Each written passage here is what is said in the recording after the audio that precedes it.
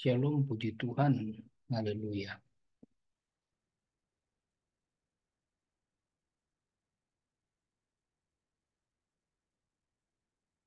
Sampailah kita kepada bukti kasih yang ketujuh. Dari tujuh bukti yang diminta Paulus agar ditunjukkan oleh jemaat Korintus. Paulus mendorong agar jemaat memiliki kasih. Yang ketujuh adalah tidak mencari keuntungan diri sendiri. Love is not self-seeking. Dalam teks Yunani, ojeta iutas. Tidak menuntut apa saja untuk diri sendiri. Tidak menuntut apa saja untuk diri sendiri. Kalau kita bandingkan dengan terjemahan bahasa Indonesia sehari-hari, begini bunyinya. Tidak memaksa orang lain untuk mengikuti kemauannya sendiri.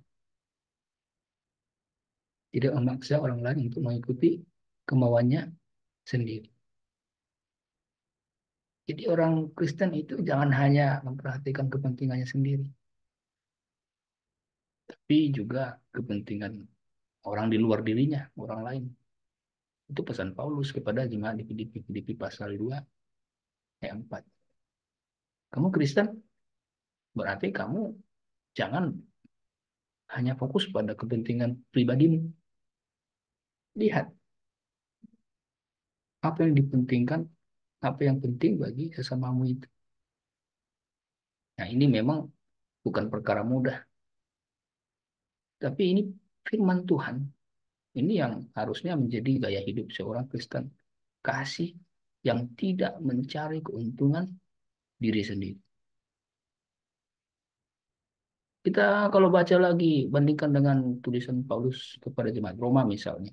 Roma pasal 15 ayat 1. Apa pesan Paulus kepada jemaat Roma?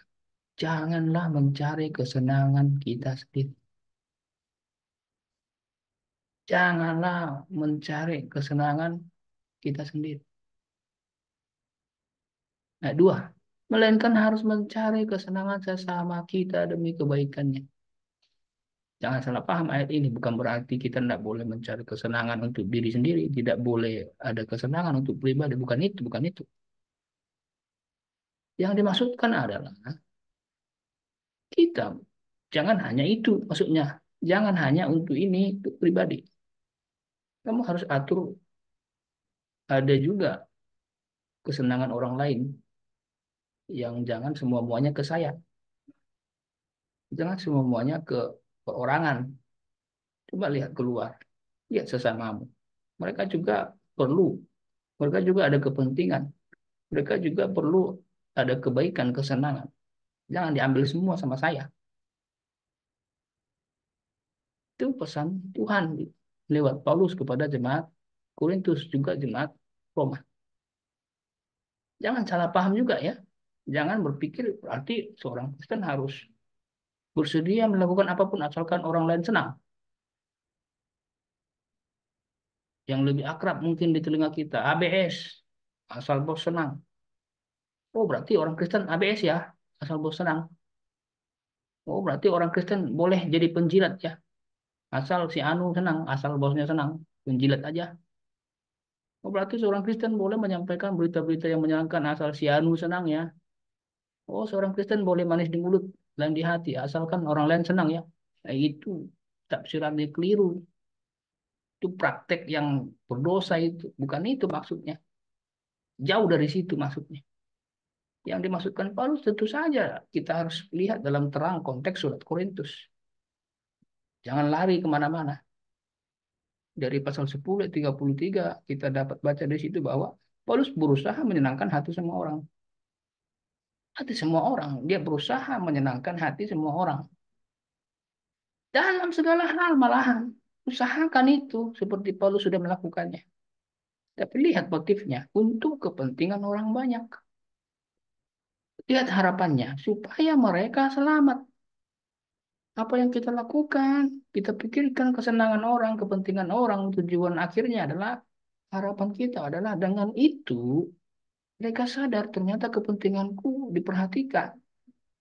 Lalu mereka akan mengenal Kristus Yesus. Selamat mereka. Oh, ini orang memperhatikan sesamanya. Siapa ini orang? Mereka bilang, oh, ini seorang Kristen. Patutlah karena mereka mengajarkan dan menunjukkan kasih. Lalu mereka mengenal Tuhan Allah kita itu. Memang seorang Kristen jangan menimbulkan syak di hati orang.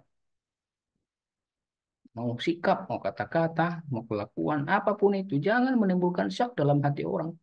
Itu sudah dipesankan Paulus juga di Korintus pasal 10 ayat 32. Dikasih contoh di situ soal makan. Orang Kristen bebas makan apa saja karena bumi dan segala isinya milik Tuhan, tulisan Paulus itu. Semua makanan yang tersedia di bumi ini, hasil bumi ini, itu dari Tuhan. Tuhan sediakan. Silahkan orang Kristen bebas makan. Tapi ingat, pesan yang tadi itu.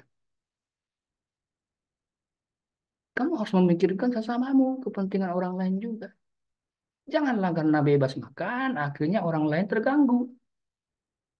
Emang kamu merdeka, tapi jangan kemerdekaanmu jadi mengganggu orang. Jangan karena kita bebas makan, lalu makanan kita ternyata mengganggu orang. Sak hati orang melihat apa yang kita makan. Bukan itu. Seorang yang sungguh-sungguh memiliki kasih seharusnya dibuktikan dengan sifat yang rela lebih memperhatikan kepentingan orang lain daripada kepentingan diri sendiri. Malahan itu, kalau ada dua kepentingan, kepentingan orang lain dan kepentingan pribadi, seorang Kristen harus lebih mengutamakan kepentingan orang lain dibandingkan kepentingannya sendiri. Itu firman Tuhan. Bukti kasih. Sanggupkah kita melakukannya? Kiranya Roh Kudus mampukan kita melakukannya. Amin.